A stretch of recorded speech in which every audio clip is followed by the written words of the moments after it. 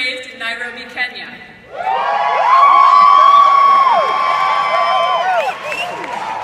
He moved to the United Kingdom in 2003, where he studied for his master's in chemical engineering from Imperial College London.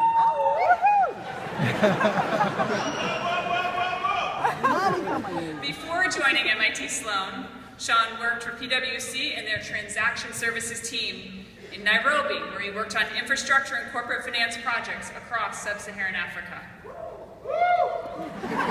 At MIT Sloan, Shaun has been an active contributing member of our community. He was co-chair of the Africa Innovate Conference. He's a member of our Sloan Student Senate. And he has helped in his free time to develop a startup that addresses road safety in developing countries. After he leaves MIT Sloan, Shaun will be bringing his own personal style of principled, innovative leadership to the equity investment team at the CDC Group, which is the UK Development Finance Institution. There he will focus on infrastructure projects across Africa. Welcome, Shaun.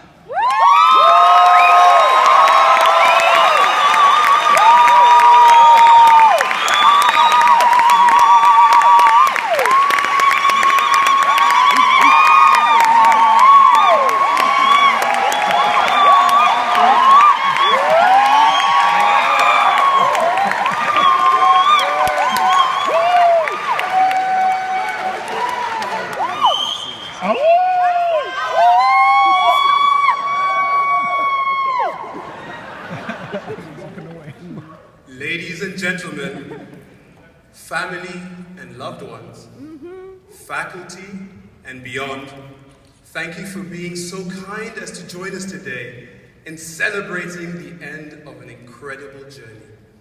It's a journey that we have not traveled alone.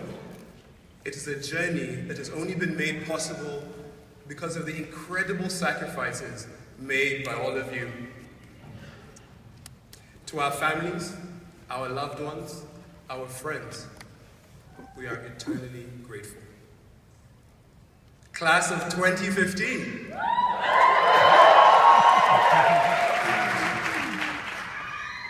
We made it. No more late nights at Beacon Hill Pub. No more mid-afternoon naps. No more AOG cases. And most importantly, no more frantic last-minute panics about tickets and visas to BVI. Who would have thought that 2 years ago, 400 men and women from across the globe would arrive at a little place in Kendall Square and forever have such an impact on one another's lives? The memories that we have shared will forever be tattooed on our arms and etched on our hearts. It is an honor to have called you my classmates, Sloanies.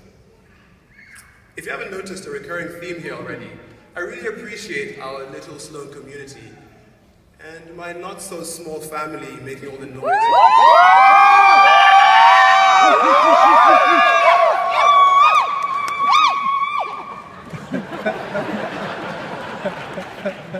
I think you guys made them a little bit shy today. Now, if you can reach this far back in your memory, I'd like to take us all back to the first couple of weeks at Sloan. An oft-asked question reverberated across E62. Takeshi, Benga, Anna, tell us a fun fact about yourself. Now, I totally understand that not everyone likes to answer this question. But in my case, I loved those moments. I reveled in them, and I had to try my best not to wave my hand in the air like a third grader. Because I may not have had all the answers to those questions in economics or analytics edge or DMD, but to that one question, ladies and gentlemen, I always did. The fun fact is, I come from a relatively large family. My grandmothers between them have 60 plus brothers and sisters. Yes, that is not a mistake. 60 brothers and sisters, at last count.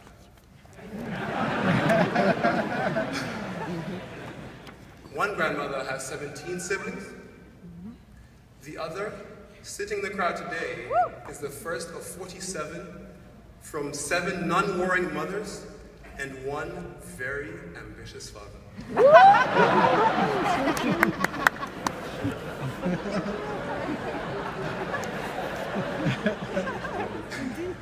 A feat at the time, and one I dare not try to repeat. No. To make that crystal clear, that means that I have a grand uncle that is a year older than I am, as well as aunts and uncles that are likely yet to be born.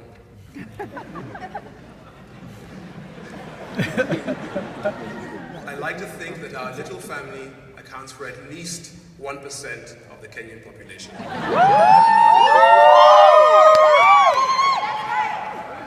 Coming to Sloan has felt like adding to that already huge family. So if you haven't got the trend yet, today I am focusing on family. A Sloan family that taught us how to deal with a crippling phenomenon, the fear of missing out, or FOMO for those far cooler than I am. Thanks, Martin. You can't be everywhere all the time, as much as we all tried. A Sloan family that taught us what it means to be truly modest. Truly modest. So many of you came from around the world having already achieved so much, and yet stayed so grounded. Some of you had built robots, successful social ventures, and even financial models with more bells and whistles than the circus. And yet, you stayed modest.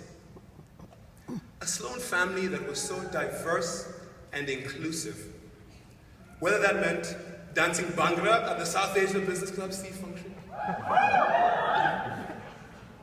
or a quiet, formal Korean barbecue.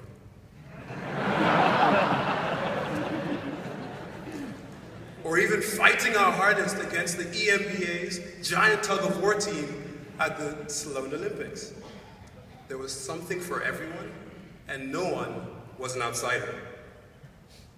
And finally, a Sloan family that wasn't scared to try new things. Whether that meant traversing the globe during the coldest winter on record, to take part in global entrepreneurship lab projects that helped businesses solve real-life problems, and as a side benefit, increase the number of likes on our Facebook and Instagram accounts. We formed bonds that will stand the test of time, and I think when you look around the room, you know what I'm talking about. Now, I want to share a story with you about how powerful this family has been to me. At the end of the first year of school, I was talking to my parents and my sister, as we always would.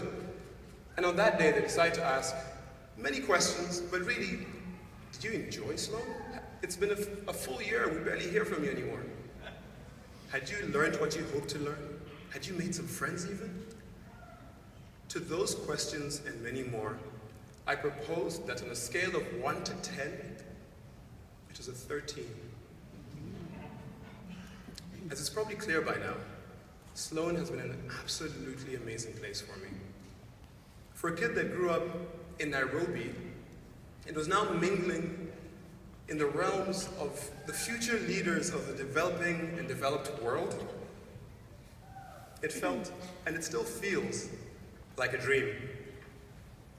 So when last summer came, I set off on a new adventure, an internship in Senegal, working with a plucky private equity firm making its mark across West Africa. I had little to worry about in the world.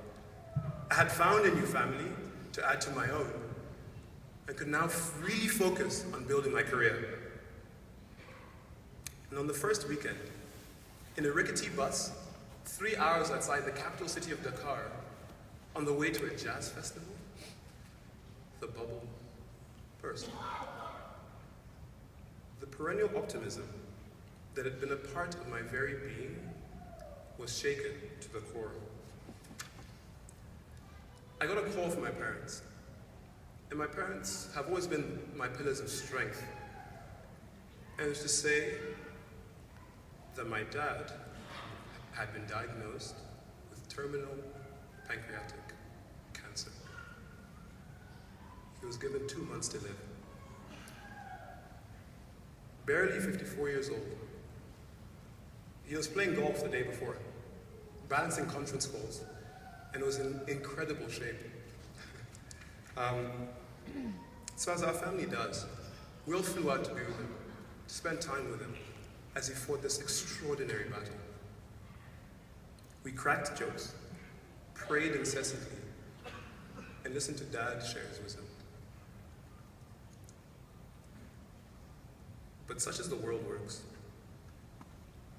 he was called to serve his purpose elsewhere and passed away courageously at the end of July. It was barely 2 months after he first found out. He was the greatest father, without a doubt, that I could ever have had, and the strongest human being I've ever known. A PhD in computer engineering, an international rugby player, an international swimmer. My father was the ultimate example to me. Some people feel that their fathers are indestructible. I was sure mine was. I was knocked off my feet. I promised myself that I would use the grief as a motivator, but it didn't work. I quickly realized that I couldn't do it alone. Truthfully, when I came back to Sloan, I didn't expect to be filled with the same drive that you all show every day, the same bravery, the same compassion and patience that defines a Sloanie. However, I was wrong. I rejoined a family that was hell-bent on building the future. You challenged me to dig deeper. You are determined to start your own businesses, reinvigorate great companies, and even push us to submit our kind of crazy 100K business plans. I didn't think I would make it to Christmas. However, you all led by example, and really I had no choice but to follow. So to all you Sloanies, I have to say a really big thank you. As we venture now back into the real world, where mid-afternoon naps are no longer an option, and Thursday nights are actually still school nights, I ask that you take 2 things from today. First, keep and grow the Sloan family. Leaving here today should not mean the end of the great friendships we have made. Be there for one another. When you need help, reach out. And when you're ready to do something that scares you, we'll be there. And when you fail, we'll be there to pick you up. And on a day like today, when you succeed, we'll be there to celebrate with you. Second, I ask today that you show your future colleagues, friends, husbands, wives, partners, the same down-to-earth, high five as you pass me in the hallway, laugh with me optimism every single day that you have all shown me since I arrived at Sloan. You may never know how powerful that compassion is to someone that you meet every day. Continue to pay it forward so that those lives you touch are forever changed for the better, just in the same way that you changed my life for the better. Thank you, MIT Sloan, for giving us this extraordinary opportunity. And thank you, friends, for grabbing it with both hands. As we say in Swahili, familia wangu nimeshukuru, tuende kazi. They couldn't help it. My family, Sloan. My Kenyan family. I am oh so grateful. Now let's get to work. Thank you.